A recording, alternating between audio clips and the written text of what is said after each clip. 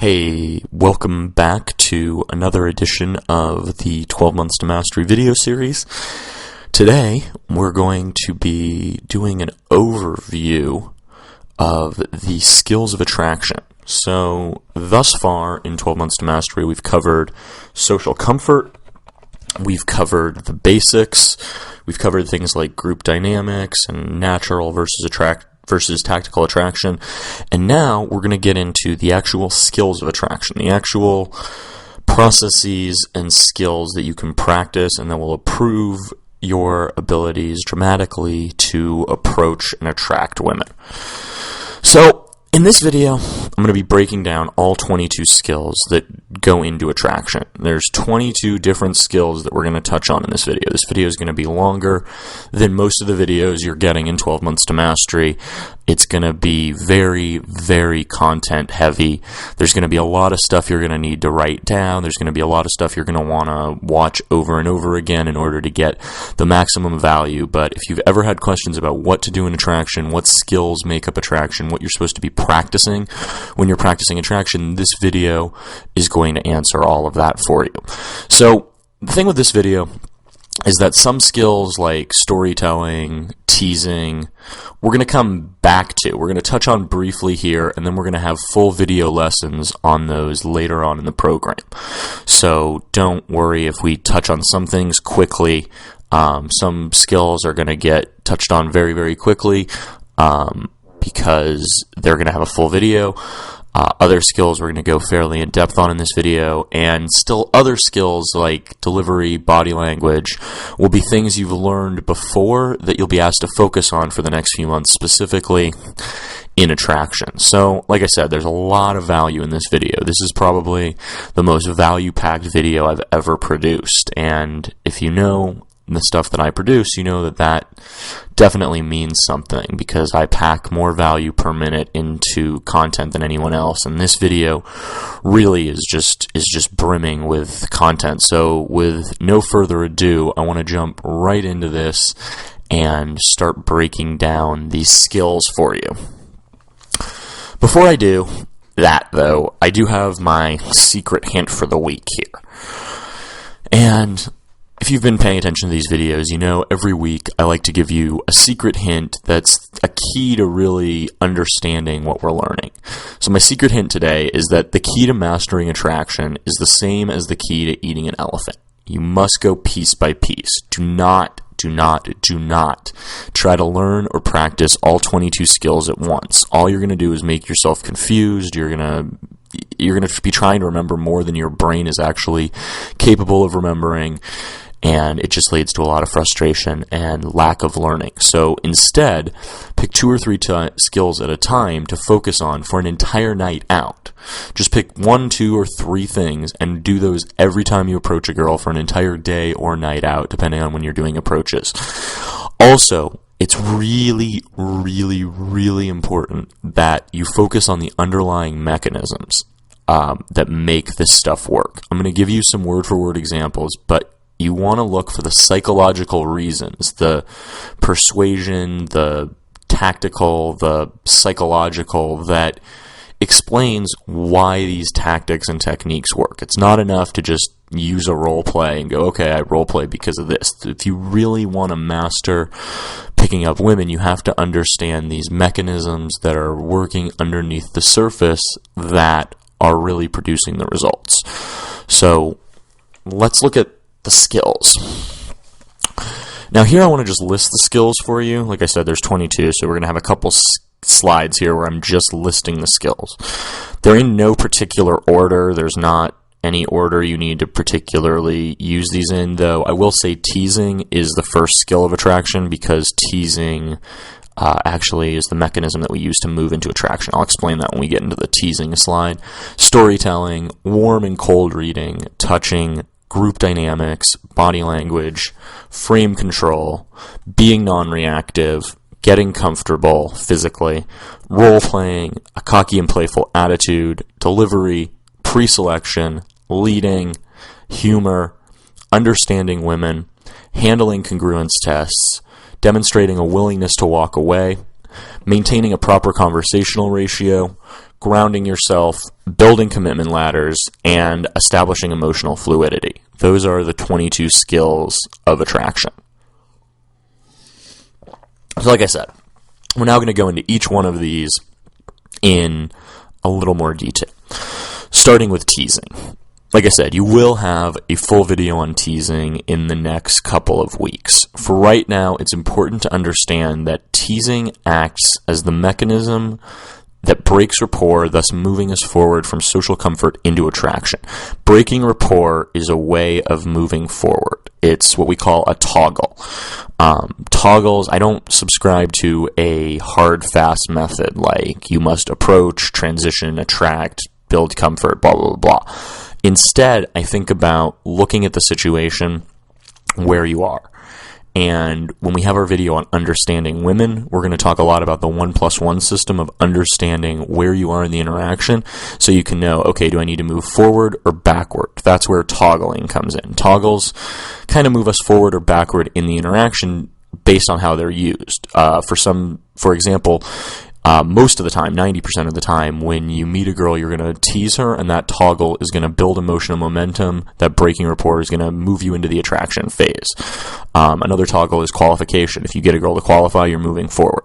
But you can also use qualification and breaking rapport to move backwards. For example, if I'm talking to a girl and she does something I don't like, I can tease her and toggle backwards. Like let's say I ask her to answer a question and she doesn't want to.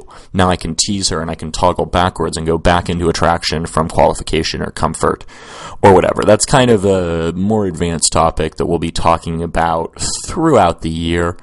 But for now, it's really important to just understand that teasing is a mechanism to move us forward or backwards in the interaction, and that it's very, very, very, very important. You must tease because it sets the passive value in the frame. If I can tease a girl and get away with it, meaning she laughs and giggles and she doesn't get mad or offended, then I've passively set the bar that I'm a little bit cooler than her, because only people who are a little bit cooler can tease people and get away with it. Skill number 2 is touching. You're actually going to get 3 full videos on how to touch correctly at different points of an encounter. You're going to have a video on touching in attraction, you're going to have a video on touching for seduction, and another one for keeping touch going on dates and in comfort, so to speak. So we will be covering touching ad nauseum, as I think it's one of the most important and misunderstood things out there. For now, I want to just give you the 3 basic rules of touching, which are, number 1, touch early. If you're approaching a group, you want to make sure that you touch when you approach. If you're talking to a single girl, you want to make sure you touch in the first minute or 2, because we want to establish that we're just a touchy person. If I talk to a girl for 10, 15, 20 minutes and I never touch her, and then all of a sudden I start touching her, she starts to think I have an agenda. Whereas if I just touch early, she's going to just assume I'm a touchy guy. That's what we want to be. We want to be a touchy guy. Number 2, escalate touch. If I had $1 for every boot camp student I saw touch a girl on the elbow 47 times in an approach, I would be a very, very rich man.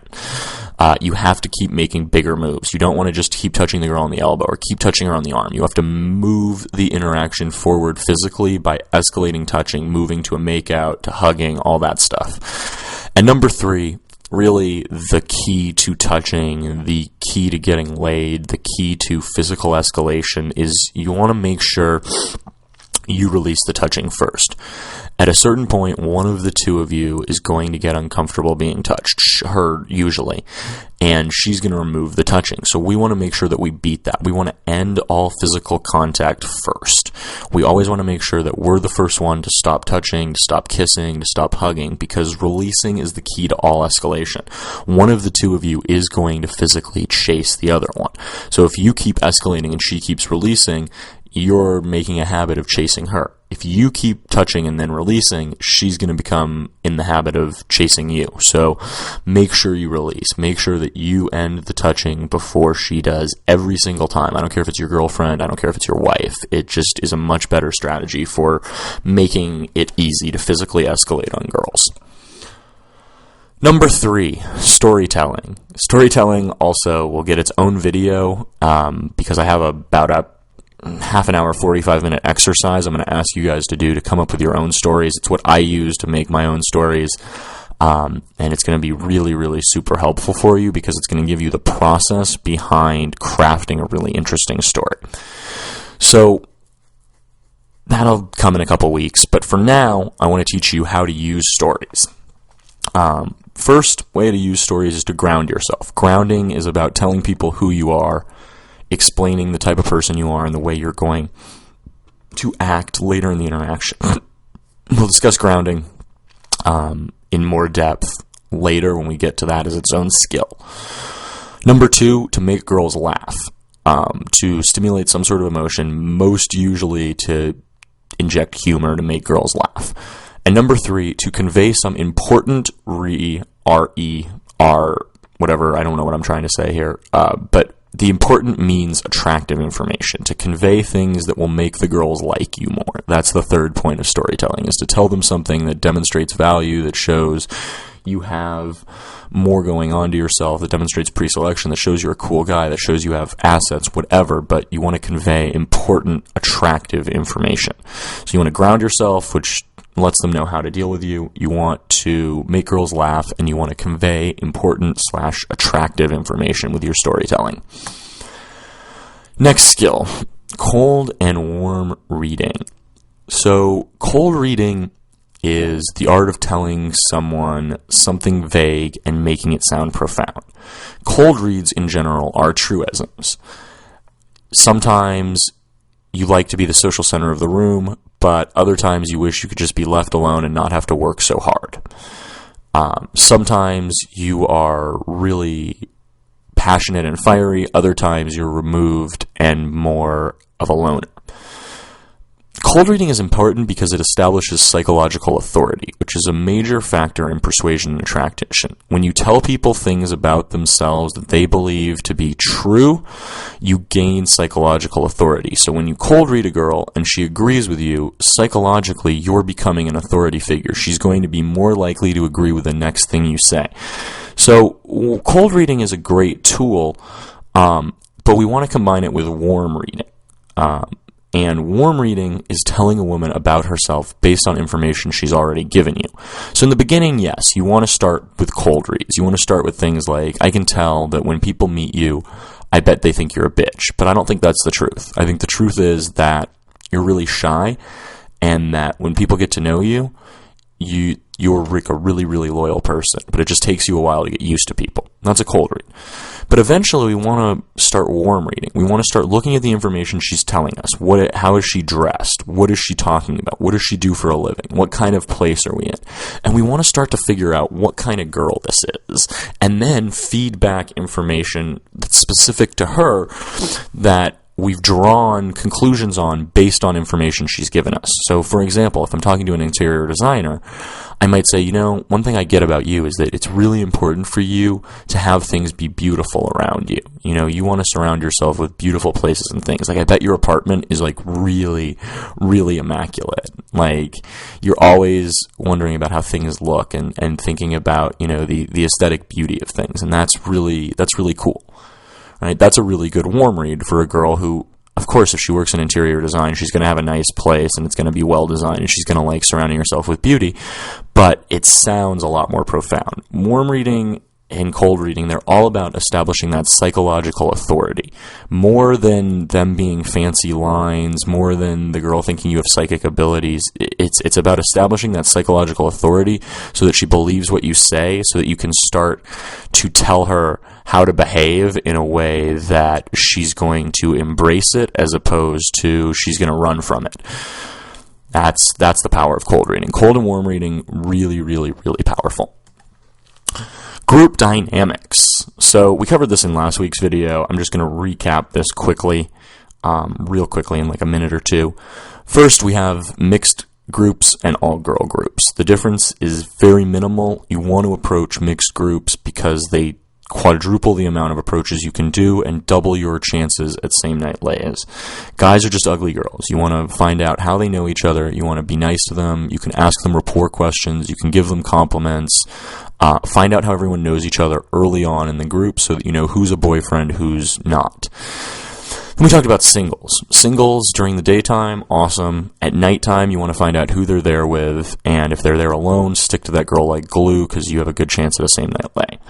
In 2 sets, they're both the easiest and the hardest approach because they're easy to approach girls. There's not a lot of people. They'll probably be pretty nice to you, but you can't isolate, and it's difficult to get same night lays from. So you got to keep them together, move them together, sit down together, qualify through the obstacle. Bigger sets, 3+ sets, are good because you can isolate and not leave anyone alone, but they're bad because they're bigger, they take more work. You also need to understand that you're not going to need to entertain 37 people. If it's a 7 set, it's going to break up into a 3 set, a 4 set, a 2 set, a 5 set. So it's really important to make sure that when the group breaks up, you are in the group of the girl you want to talk to. So that's why it's so important to establish an approach and an angle that no matter how that group breaks up, you're always going to be in the same group as the girl you're attracted to. Really, really important for those bigger sets. That's what really makes the big difference on whether or not you're going to do well in those approaches or not. Body language. Again, we covered this in depth in the body language video in the basics, so definitely go back and review that. But when it comes to body language in attraction, girls are looking for any tell in your body language that says you're nervous, uncomfortable, or feeling rejected. They're looking at your facial expressions. Are you smiling? Are you relaxed? Are your shoulders tense? You want to make sure that your shoulders are down and away from your ears. Stay relaxed. Keep good straight posture. If you're going to slouch, make sure that you lean back as opposed to leaning forward or leaning in. And remember, the person who moves least has the most social power. When you're talking with your hands and moving around and bouncing from foot to foot or switching your weight or walking around a lot, you may think it looks cool. And you may not get any necessarily direct feedback from a girl that it's not cool. It's not cool. You want to make sure that you don't move too much, because the more you move, the more you're sending that noise, the more you're saying, I'm nervous, I have a lot of nervous energy that I'm trying to get out, so I'm going to move around, and hopefully that'll keep your interest. It's a really, really bad idea. I know it feels weird to just be still, but that's what it feels like to be powerful and confident. And that's why it feels weird, because a lot of the time you guys are used to being nervous and neurotic, and being powerful and confident and open feels strange. It feels still, and it feels like you're not doing enough sometimes. But don't make it harder. Frame control. Frame control, I'm sure we'll have another video on as well. But let's establish some basics. Frames are the underlying meaning of an interaction. They're what's going on beneath the surface. When you meet a girl, both of your frames are colliding. And it's not colliding in like an antagonistic way, but in a way that the stronger frame absorbs the weaker frame and decides what the underlying meaning of the interaction is. This process where the two frames interact and the meaning of the interaction is set is known as frame control, trying to set that underlying meaning to the interaction. For example, if I'm talking to a girl and she says, buy me a drink, she's trying to add the underlying meaning of the interaction to be that she's cooler than me and that I need to pay for her time. I don't like that underlying meaning, so I'm going to have to reframe that. I'm going to have to change the meaning of that interaction, or ignore it, or do something else. But that's where frame control comes in. On the other hand, I may be trying to set sexual frames, and the girl might be breaking those because she doesn't want to sleep with me right away. So this constant back and forth where you're trying to set an interaction meaning and she's trying to set an interaction meaning is frame control. That's what people are talking about when they're talking about frame control. It's the focus, it's the underlying meaning of the interaction, and there can be battles to set what it means when two people have different ideas as to what the interaction means. So in general, there are two types of frame control. There's passive frame control, which means you're doing less. Passive frame control really sets the meaning of the underlying lying interaction in a way that is much more passive, that is much more under the radar, and that usually doesn't get noticed. Examples of passive frame control are teasing. When you tease a girl, if I call a girl a dork and she laughs, I've passively set the value of the interaction that I'm a little bit cooler than her. Same thing with value demonstrations. If I demonstrate some value, if I tell a cool story, if I do a role play, if I do anything that makes the girl like me more, I'm passively setting the frame that I have more value. Leading, I'm passively setting the frame that I'm in control. But again, these are things that are under the surface, that are sub-communication, not active communication. On the other hand, we have active communication, and this is where you're going to actively control the frame. This is where it's going to be obvious that you're doing things to change the frame or to manipulate the interaction, but if you do them smoothly, they work. Controlling conversational threads, cutting people off, changing the conversation, transitioning, all that kind of stuff is active frame control. Reframing, taking the meaning of the interaction and changing the meaning, passing congruence tests. The girl says you're lame and you reframe it. Shaping, when you're actively telling the girl the way she is to make her act more in a specific way, that's active frame control. Qualification is active frame control. We're controlling the underlying meaning of the interaction, which is that she has to win us over. And of course, sexual framing is the most active form of frame control, where you're actively moving things in a sexual direction very quickly. So that's an overall snapshot of frame control. We will be going into a lot of different frame controls, from reframing to sexual framing and qualification, of course, throughout this process. But now you understand what it means when people talk about frame control and what the actual processes behind it are. Being non-reactive. This is kind of related to frame control in that when two people interact, much like there's a collision of frames, one person is always going to become more emotionally reactive than the other person. When two people interact, the person who has lower value generally becomes reactive. It's a weird thing. You can almost think of it as a light switch. I used to have a drawing I would do in seminar of like a light switch. You have a guy and a girl and they meet, and whoever's little light bulb goes off first, whoever becomes emotionally reactive first, has the lower value. The reason for this is that we generally only emotionally react to things that we perceive as having value. So you see a girl who's really hot and she makes you nervous, bang, you just had an emotional reaction. You see a guy, you start talking to a guy and he starts getting in your face and telling you to stop talking to the girl, and you start apologizing, boom, you had an emotional reaction. You weren't non-reactive, you reacted. Being reactive means to have an outward emotional reaction, to let it be known that the other person or the event has sparked a reaction in you and caused you to have an emotional reaction. They've influenced your emotions. They've gained a degree of emotional fluidity, of control over your emotions that you don't have over them. Now, being non-reactive means we control our emotional reactions and project an image of confidence no matter what we feel inside. Doesn't matter if the girl is telling you you're gay, you're lame. Doesn't matter if the girl is telling you she has a boyfriend. Doesn't matter if some guy is telling you he's going to beat you up. On the outside, we project an image of confidence no matter what. You can be dying inside, but on the outside, nothing's a big deal. Nothing's a problem. You're completely relaxed and calm. Now, the one caveat I want to make about non-reactive is that I don't want you to just sit there like a zombie. Non-reactive does not mean non-expressive. You can still make facial expressions, you can still smile, you can still stick out your tongue at girls, you can still make skeptical faces, you can still do all the facial expression stuff, you can still be having fun. The idea is that they're not going to throw you off and change your emotions with their reactions.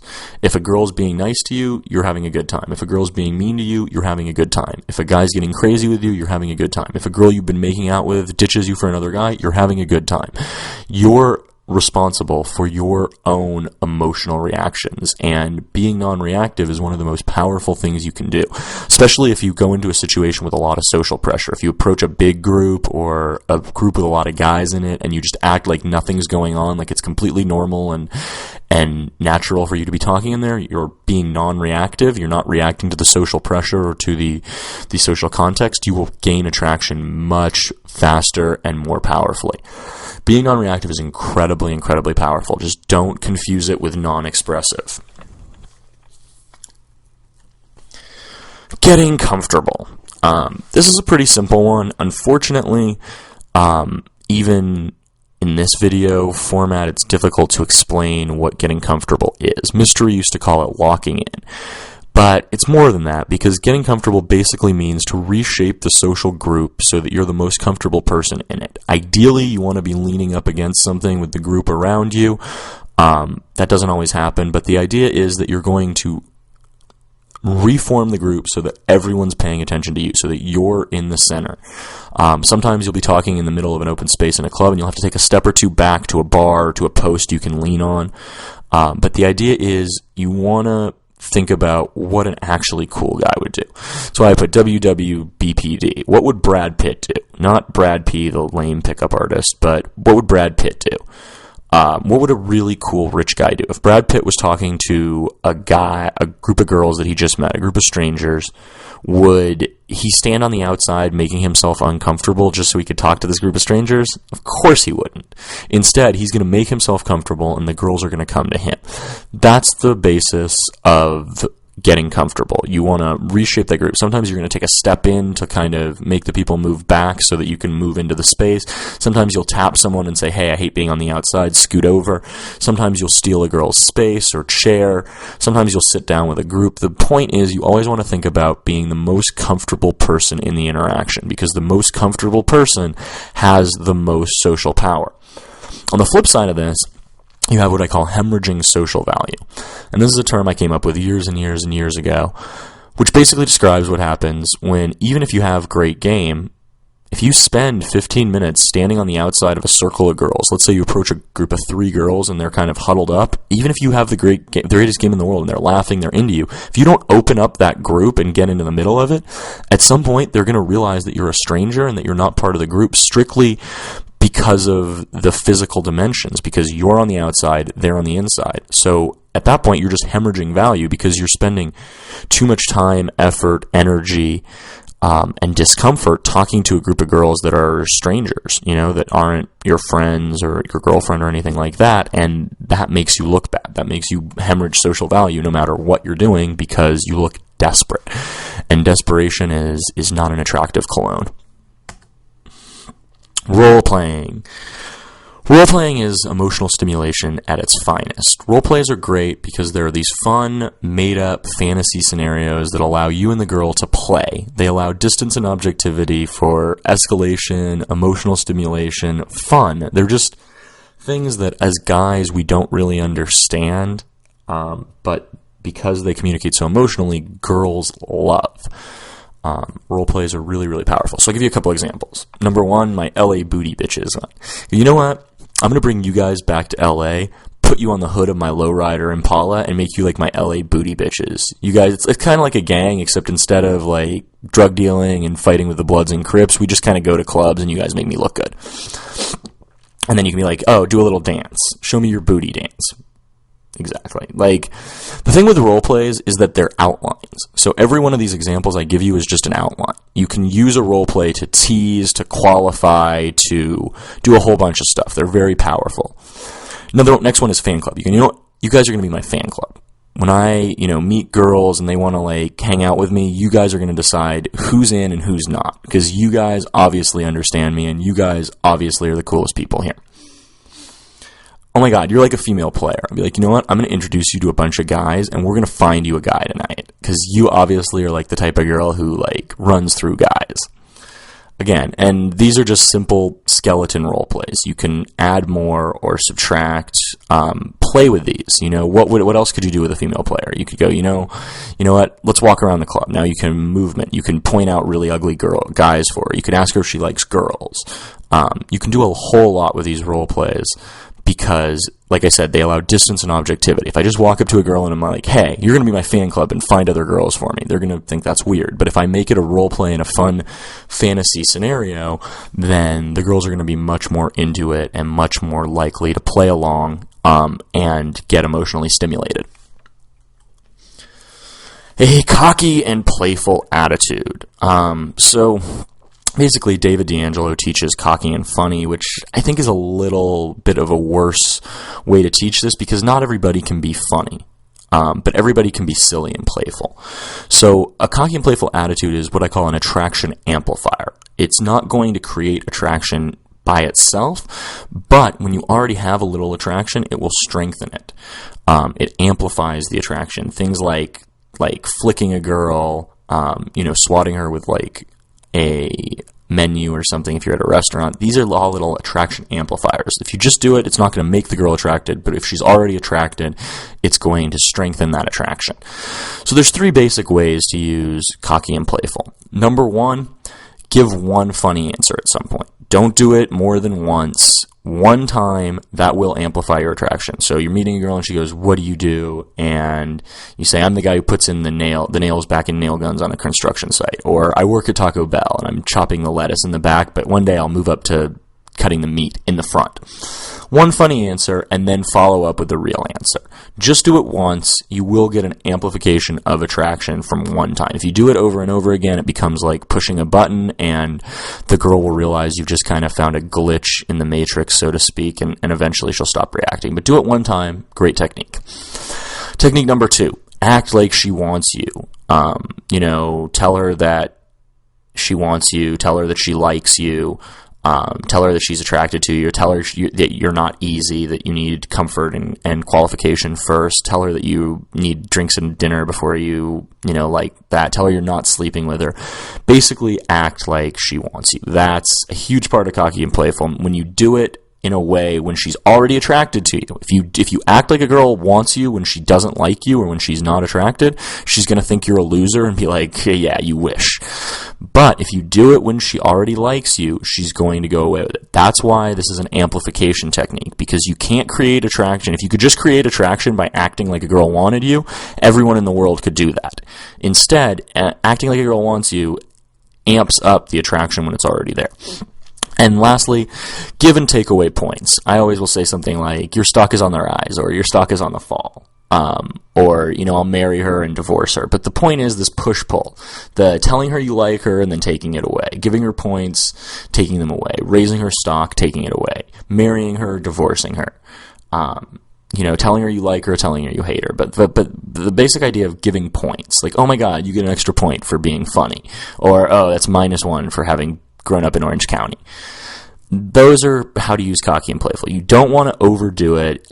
Again, remember, it's like, if you think about attraction as like a meal, your cocky and playful is like your salt and pepper. You want to just put a little bit on there, otherwise you can ruin a really nice meal with too much of it. And again, don't do it before you've gotten some signs of attraction. If I had $1 for every time I had a student who was using cocky lines like right off the opener when obviously the girls didn't want to talk to them, I would be a retired man right now as well. So again, an amplifier.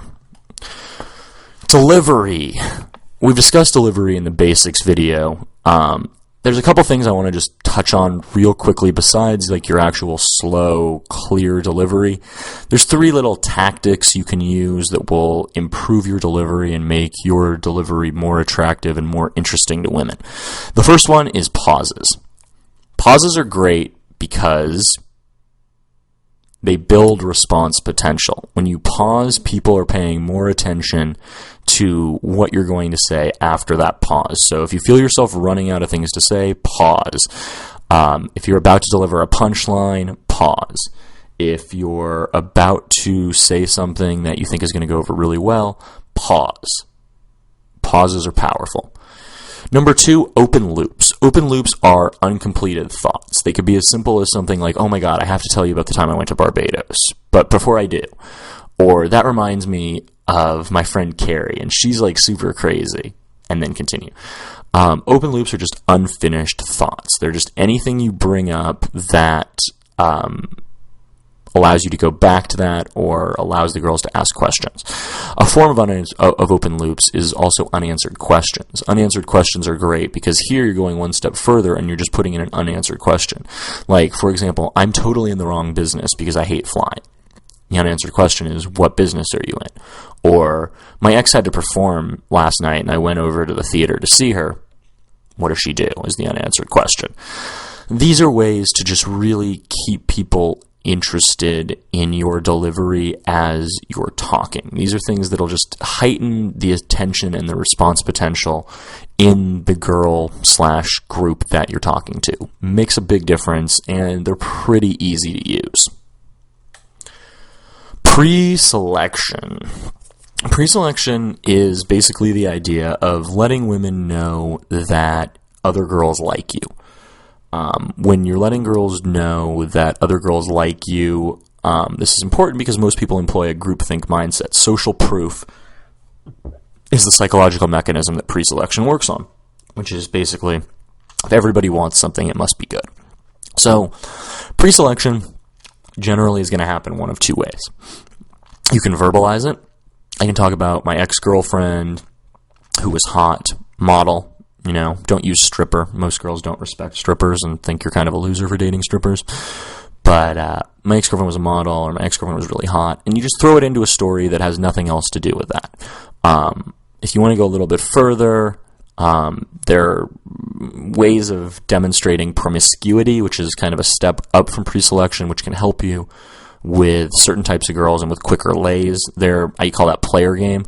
But it's really just a form of pre-selection and social proof on steroids. Verbalization is somewhat effective. The problem with verbalization is that it's going to be effective based on your presentation. A guy who is dressed badly, has bad breath, and, bad delivery is not going to be able to convince girls that his last girlfriend was hot, whereas a guy who has everything together will be able to. The second form of pre-selection is demonstration, and demonstration is way, way, way more powerful. And demonstration just basically happens when you build social proof. You work the room. You talk to multiple groups of women in the same bar, in eyeshot of each other, so they see you talking to other girls. If you want to get kind of fancy, you can introduce girls to other girls. That's not really necessary. It's just necessary that they see you and that they understand that other women like you to trigger that pre-selection, so that they understand, okay, this is a guy who is attractive to other people, other women specifically. Leading is the number one most important skill for attracting and seducing women. If someone came up to me and they asked me what my number one best piece of advice would be for someone looking to get better with women, I would say learn how to lead. And specifically, you must learn how to lead in 3 different ways.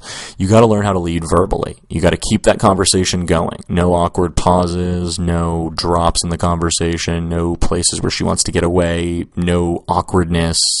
It's got to escalate. It's got to eventually turn sexual and include demonstrations of interest. You've got to lead physically. You've got to establish the touching. You've got to be responsible for the escalation. You've got to make the move. You've got to pull the trigger, escalate, etc. Go for the first kiss. Try to take clothes off. And third, you've got to lead logistically. She's not just going to randomly end up back at your house. You've got to move her around the venue, get her comfortable to moving with you, get her comfortable in a one-on-one conversation with you, get her comfortable either going out on a date with you or coming back to your place. But you must lead. You have to take responsibility for every interaction that you have with a woman from now on. It is up to you to lead it where you want to go. You cannot depend on women to move things where you want them to go. You have to take responsibility for your own life and for your own pickups and interactions if you want to be successful with this. Humor. Unfortunately, I'm really bad at teaching humor, but it is vital for attracting women. If I could teach you how to be funny, I would be rich and I would not be teaching these videos on how to meet women. But I will say, every guy who I've ever met who's really good with women is funny. If you can't make women laugh, you are dead in the water when it comes to cold approach pickup. You cannot be a serious guy and get girls. Girls don't want to be around that. So, I have 2 basic pieces of advice that very few people ever take, and And with the guys in 12 Months to Mastery, I will hammer these on you over and over and over again. For the guys at home, you're lucky. You won't get me yelling at you in person to do these two things. But the first thing, watch comedians and borrow. Watch lesser-known comedians and steal their bits word for word. Don't watch Dave Chappelle or Chris Rock, who people have heard of, but watch like a Jim Brewer or, like a Louis C.K. is a little more popular now. But there's a lot of comedians out there that are less popular, that are funny, where you can literally just steal their bits word for word. There's a British comedian, Billy Idol, or something like that, who nobody ever heard of and has great bits. So that's the first part. You want to just start studying comedy. What makes people laugh? You'll notice that misdirection's a big part of it, the unexpected, stuff like that. Step number 2, and this is the step that nobody does, and that drives me insane, because this is a great way to become much more funny in everyday life, and that's take an improv class. Improv is great because it teaches you to work on your feet. It teaches you to use the current situation. It teaches you attitudes like yes and it gets you in that mode of trying to make people laugh all the time, which is what you need to do to get better at humor with women. Part of it comes down to trying to make jokes, trying to make women laugh. And when I say jokes, not like knock knock, who's there? Like, check out this joke. Two Jews walk into a bar. What I mean is trying to say things that you think are funny, trying to make humorous observations, trying to make fun of people, trying to say things that amuse you or that you think are going to make people laugh, because it is a skill. You can become much, much, much more humorous. It's just a difficult skill to take on because it requires a fundamental attitude change for a lot of guys who are watching this, who are very serious and dour, and you can't do that and succeed. Understanding women. It is vital that you communicate to women that you understand and are an insider in the world of women. Not the world of Warcraft, but the world of women. And we will have a full video on this next week, so I'm just going to skip this for now, because I have a whole module of stuff to teach about understanding women that we'll get into in depth 1 week from today. Handling congruence tests. Handling congruence tests is a big part of it. Congruence tests happen when women wonder if you are trying to pretend to be cooler than you actually are. As counterintuitive as it sounds, getting tested means you're on the right track. It means you're at least somewhat attractive to her, because women don't test guys they're completely not interested in it. Like, if a 80-year-old man walked up to a girl and started trying to pick her up, she wouldn't test him because there's no attraction. Same thing with a 500-pound guy. So, luckily for you, the lucky viewer, there is a simple formula for passing congruence tests. And a congruence test could be something like, is this your pickup line? Buy me a drink. It's just basically a bratty / bitchy question that the girl's trying to ask you that seems like the interaction hinges on it. If the girl's like, wait, are you gay? Or like, is this your pickup line? Or, anything like that. So the simple formula is this. First, agree. You never want to disagree, because then you're going to start qualifying yourself. Like, a girl goes, you're a player. You say this to all the girls. If you're like, no, I'm a really nice guy. Like, no, really, we're just hitting it off. You've already failed. You've qualified yourself. And you've taken a absurd question seriously. So turns out you're not that cool in alpha. So just agree. Yes, totally. That's totally my pickup line, 100%. Then you're going to absurdify. Absurdify is a word I got from Brad P., but basically you're going to blow the question up so big and so ridiculous that it draws attention to how actually ridiculous the question was and how silly it is to ask someone a question like that. So let's take the example, is that your pickup line? I'm going to absurdify it. I'm going to be like, absolutely. I say that to every single girl. In fact, like, it's supposed to, in the book I read, it said that like within 30 seconds you were supposed to like ask me if I wanted to go have sex in the bathroom. But I guess that isn't happening, so I might need to move on to another girl. And then I'm going to change the subject. This is the key. Most guys in the community, they do the first part right. They agree, they absurdify, and then they will like sit there and banter back and forth with the girl for like 3 or 4 minutes. They'll be like, yeah, and then the girl will like make a comment. She'll be like, well, it's not working. And they'll be like, well, give it time. And they'll just like banter back and forth. That doesn't help you. The point here is to pass the test and get past it. passing the test. Get past the test. So once I absurdify, if she makes another comment, she's like, well, it's not working, I'm going to change the subject. I'll go something like, you must have brothers or something, because you have a really strong personality. Or, oh my God, you guys are never going to believe what happened to me today. I'm going to change the subject. I'm going to transition, because I know there's no good that's going to come from back and forth bantering with a girl about whether or not this is a pickup line. That doesn't help me get her into bed. If anything, it's just going to hurt me in the long run when eventually I don't have a cooler answer, or, we spend 10 minutes and she gets bored of the process of bantering back and forth. So agree, absurdify, and then number 3, change the subject immediately. There's no prize for bantering with a girl. The prize is getting laid. Demonstrate a willingness to walk away.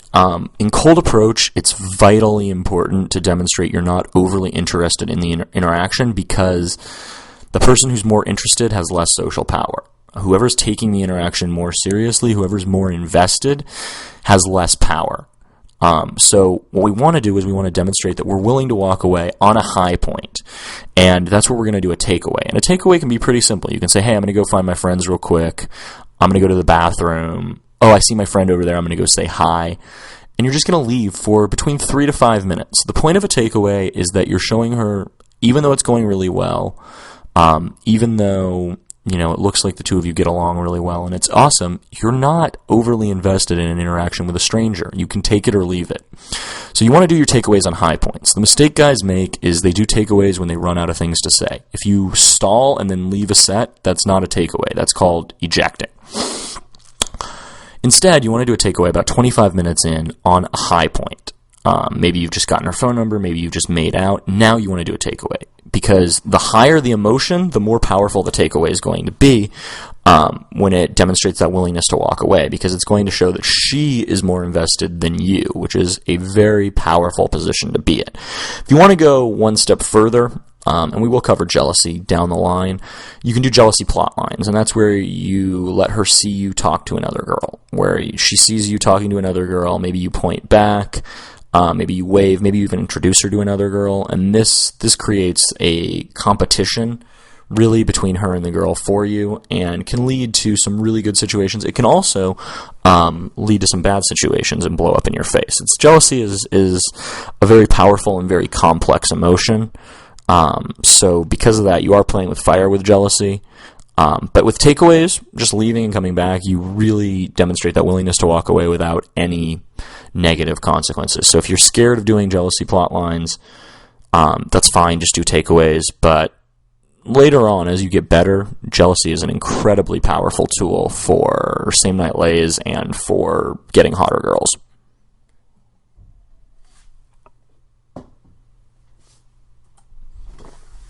The proper conversational ratio. The proper conversational ratio in attraction is 65% us, 35% her. It's not 90-10, it's not 75-25, 65% us, 35% her. It's vital, vital, vital you avoid long pauses and awkward silences, especially early on. Remember, you approached her. The burden to keep the conversation fun and interesting is on you, not on her or on them. So you have to keep talking. You have to do the majority of the talking. Be sure to use check-ins. Check-ins are things that just kind of test for interactivity. Things like, you know what I'm saying, right? You have been there, right? Or you ever have anything like that happen to you? Just to make sure that when you're doing the majority of the talking, they're not going into receive mode. Because a lot of times when you talk, people go into receive mode. And then when it's their time to talk, it's difficult for them to do that. So we want to avoid keeping them in receive mode, but we want to do the majority of the talking in attraction. Later on, you want to lower it to 50%, and eventually if you can get her to do 60% of the talking and you can do 40%, that's ideal. Grounding yourself. We talked about grounding earlier. Grounding is one of the uses of storytelling. When you ground yourself, you're going to use past stories and experiences to explain how you're going to act in the future. For example, I tell girls, I'm an only child, so I'm used to getting my way. And I can tell you're better at sharing, but I totally always try to take advantage of your niceness. I'd ask you for rides to the airport and stuff like that. My friend Sheena picks me up, and the funny thing about her is I've always had female friends because growing up I just got along better with girls and blah, blah, blah, blah. They're basically little stories from your past that give background information about you. They fill in who you are as a person, which triggers the psychological principle of reciprocity, which is the reason interview pickups don't work. When you just go out and you ask question, you don't give any information about yourself, people feel like you're not reciprocating and they don't want to give you more information. So grounding, we're going to preemptively give them information about ourselves and how we are going to act in the future, so they get a snapshot of who we are as a person very early on. And when we ask them questions, they're going to be 10 times more likely to answer because they have information about us and they feel like they know us better. Commitment ladders. Commitment ladders are psychological techniques based on the idea of compliance and momentum. The basic idea is that the more a person commits early on, the more likely they will be to commit to a greater compliance request later on. First, we want to build commitment through humor, and then more seriously, we can escalate to sexual commitments. This is how I get girls to consistently agree to sleep with me before we even leave clubs, bars, dates, etc. And you start pretty simple on. You start by making a joke or a role play about how you guys are going to be friends. So very early on, I'll say something like, you know what? You're like totally a foodie too. I can tell you're going to be like my new restaurant friend. We're going to go to like different parts of town and explore like different trucks and grimy hole-in-the-wall restaurants. And the girl will laugh and agree. Then I'm going to step it up and say, you know what? I'm totally going to start hitting on you if you don't stop being nice to me. And again, she laughs. Now she's committed to letting me hit on her. And again, you can escalate this until you can get the girl to commit to sex in a first meeting. It's an incredibly powerful technique because we build a ladder. First we start with friends, then hitting on, then when we have sex. When we have sex is the ultimate commitment. When we have sex, if you can get a girl to commit to when we have sex, you've basically passively set the idea that you're going to have sex with her. So be aware of commitment ladders. It is a technique we'll touch on again later in this course throughout the year. I just wanted to introduce the idea of getting girls committed first through humor, and then more seriously as things go forward. And lastly, skill number 22, emotional fluidity. Because attraction is an emotion, before we can even begin to establish attraction, we have to establish emotional fluidity, meaning that you're able to influence the woman's emotions. The most frustrating thing that happens when you go out and do pickup is not getting a bad reaction, because bad reactions are pretty rare. Getting told to fuck off or like getting told that your girl's a boyfriend, pretty rare. The opposite of love isn't hate, it's apathy, it's neutrality, it's the girls not caring. That's what is the most frustrating thing, and a very, very common thing when you're starting out is you'll be talking to girls and they'll be giving you polite response. We talked about this in the video 2 videos ago or something. Polite response has no emotion behind it. There's no emotional fluidity. They're being nice, but they're being nice like it's almost like a job. They don't actually care about doing it. They're just doing it for some other reason. So we have to establish emotional fluidity really early on. Breaking rapport is the most common way you're going to do it. Teasing. Humor is another good way. If you can get girls laughing, giggling, they're now allowing you to influence their emotions. Commitment is another thing. Another thing that establishes emotional fluidity is telling stories that have emotional swings. Anything that really is visceral, speaking in an emotional-based language, talking about what you felt, saw, heard, taste, touch, as opposed to talking in facts and figures, also helps emotional fluidity. But before you even start to do any of these attraction techniques, that's why I specifically put this last, you have to think, do I have emotional fluidity with this woman? If I tell a stupid joke, does she laugh or does she not do anything? If I start to get animated and into something, does she mirror my emotions or is she neutral? Always looking for that, because until we can push the girl over the tipping point for emotional fluidity, there's no point in trying to establish attraction. Okay, we've gone through a lot in this video. This video is one of the longer ones that we have in this series because there's 22 skills to get through, from teasing to emotional fluidity with frame control and touching and commitment ladders and all sorts of other awesome, amazingly powerful techniques sprinkled in throughout. Like I mentioned, we will have full videos on many of these subjects, so I know there are things you're going to need more detail on. I know there are places that need to be filled in a little better for you. If you have questions in the meantime, email your SOA coach. Should be either Dave or Kurgan at sinsofattraction.com. Or if you're in the actual 12 Months to Mastery program, not the at-home version, write down your questions for our in-person phone calls every other month, and our big conference call, which is coming up in a couple weeks. Cool beans. Now, of course, we have this week's exercise. And pretty simple. I already talked about this.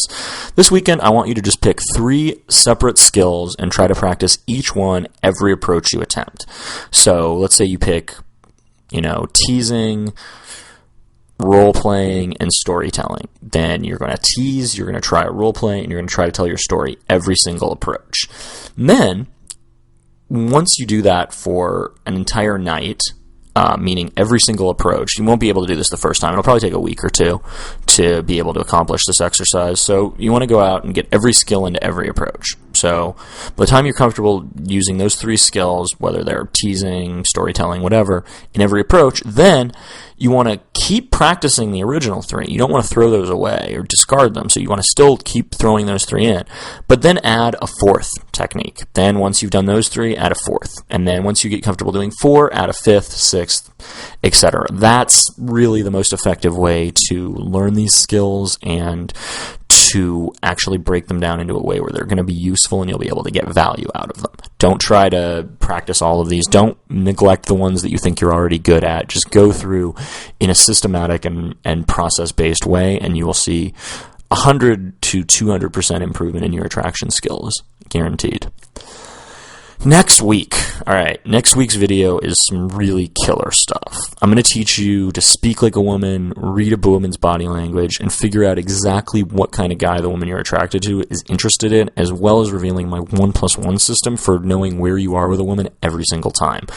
You're definitely not going to want to miss that, as it's one of the videos I'm more proud of. So that's coming at you next week. In the meantime, you've got plenty of stuff to study, and I will talk to you then.